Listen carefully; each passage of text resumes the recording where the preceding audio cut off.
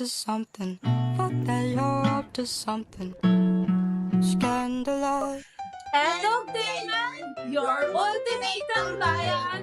One disaster at a time.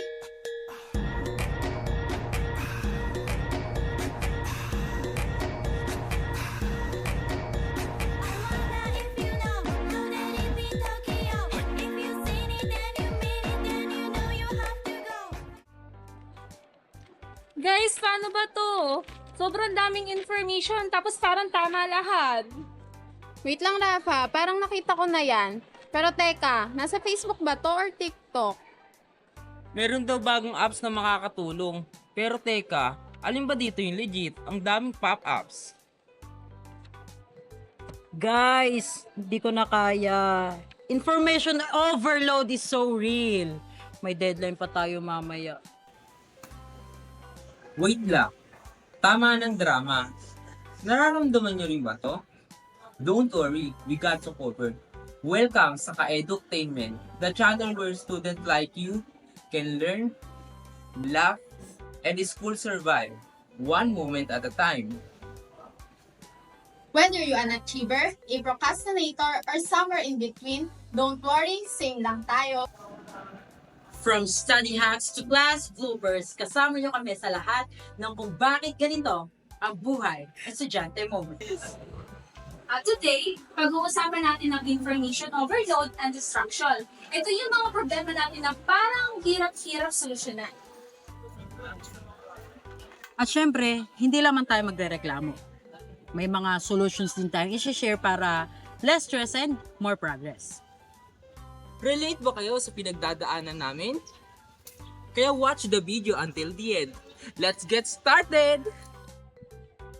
So ano nga ba ang information overload? Ito yung feeling na sobrang dami mong kailangan gawin, intindihin at alamin, pero parang kulang na kulang ka na sa oras at hindi mo na kayang i-process lahat ng information sa utak mo.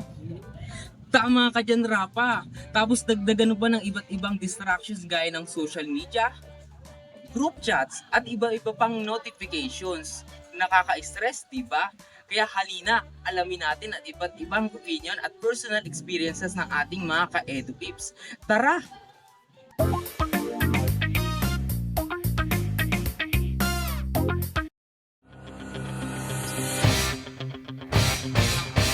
Sa tingin ko po yung noisy lang po yun. Ayoko po kasi nag-aaral ng may maingay po, ganun. Mas nakapokus po ako pagka tahimik po yung environment. Actually, yung feeling na yun indescribable siya kasi una yung loads po namin na 29 units, yung mga prof po doon, naranasan po namin sabay-sabay silang nagpagawa. Hindi, sobrang hirap nung ganon kasi hindi namin, lalo na kapag groupings, ayan po pala, sobrang hirap nung groupings kasi, lalo na kapag yung iba hindi nakikikooperate. Tapos, ikaw lang yung kumikilos and then, ayun, sobrang hirap po niya. So, usually kapag marami akong task na dapat gawin and hindi ko alam kung paano ito matatapos ay syempre nalulungkot ako kasi hindi ko alam kung paano ko ito sisingit. At the same time, mahirap talagang mag-manage ng time kapag ang task mo ay tambak talaga. Yeah, so parang na-overwhelm. Yes, na-overwhelm ako. So kapag na-overwhelm, parang mahirap nang isipin kung ano nga ba yung uunahin. Yes, tama.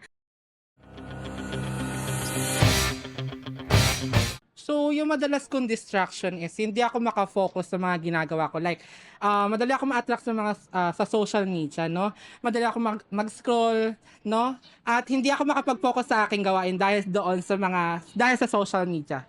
Yun. Alam nyo ba mga ka-edu peeps? Study shows that information overload affects not just our productivity but also our mental health. Nakaka-anxiety kaya yung thought na hindi mo matatapos lahat on time. Kaya marami sa atin ang nagiging procrastinator or nawawalan ng gana. Tama ka dyan, Hana. At dahil dito, nasasayang ang oras natin. Kaya importante na alam mo kung paano mag-handle ng information overload at distraction. Hindi kasi sustainable na lagi tayong puyat at stress sa paghahabol ng mga deadlines. Kung titingnan natin, ang root ng problem dito ay yung time management and yung prioritization. Kaya mahalaga na ma-identify natin yung specific challenge at yung possible solutions to deal with information overload and distraction.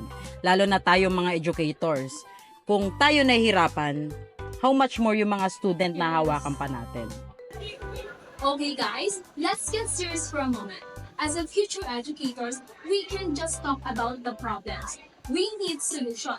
So paano nga ba natin masosolusyonan ang information overload and distraction? Halika, tanongin natin ating mga ka-edu peeps.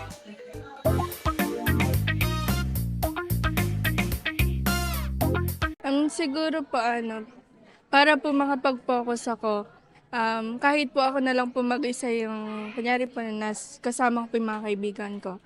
Parang lalayo muna po ako sa kanila para po makapag-aral, makapag-focus. Since kung sila po ay tapos na, pwede po ako mag-aral para sa sarili ko. Unang-una, ang ginagawa ko, kailangan lagi kang kailangan on track ka. Kailangan natatrack mo lagi yung mga ginagawa mo. Huwag mo nga hayaan na matatambakan ka. Ayan, as much as possible, kapag naibigay agad ng prof yung mga tasks and activities, pag uwi mo, gawin mo na rin. Ang ginagawa ko kapag na-experience ko yan, ay nagtitimpla ako ng kape. Kasi comfort drinks ko talaga yung kape. At the same time, ay nagpapatugtog din ako ng music, yung makakapagpagaan man lang ng aking pakiramdam. So dahil dun sa distraction na yun, no, ang ginagawa ko para malimitahan yun, no, nilalagyan ko ng time ang aking sarili. O kaya nilalagyan ko ng alarm yung aking sarili para malimitahan kung hanggang anong oras lamang yung aking kinokonsume na time sa social media. Para makaiwas na rin sa mga distraction na yan.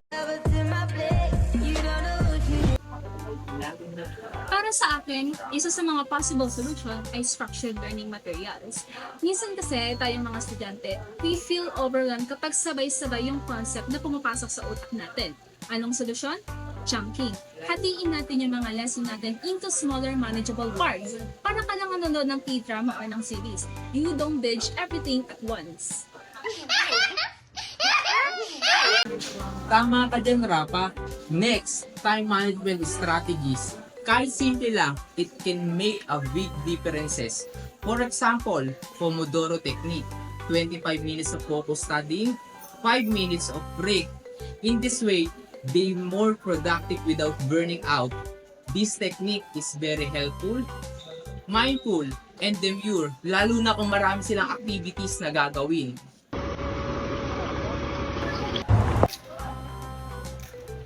Let's make technology work for us, not against us. Train our students to use technology as a tool, not as a distraction. Sa ganung paraan, magiging productive ang paggamit ng technology.